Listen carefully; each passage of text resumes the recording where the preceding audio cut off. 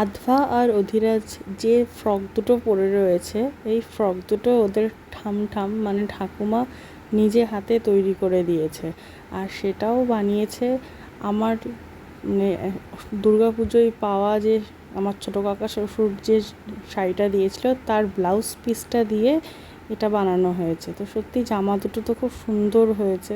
আমি সারা জীবন রেখে দেওয়ার চেষ্টা করব, কারণ জামাটার মধ্যে অনেকটা স্মৃতি জড়িয়ে রয়েছে, যেহেতু ঠামের হাতের একটা ছোঁয়া রয়েছে।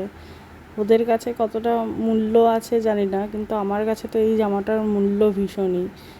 অনেকটা ভালোবাসা মেশানো রয়েছে এই জামাটার মধ্যে।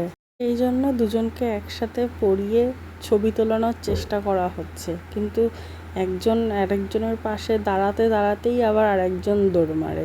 কখনো একসাথে দুজনকে এক ফ্রেমে আনাই যাচ্ছে না। তো এরকমভাবেই ছবি তোলা হয়েছে। ওদেরকে তো বেশ সুন্দর লাগছে জামাটা পরে।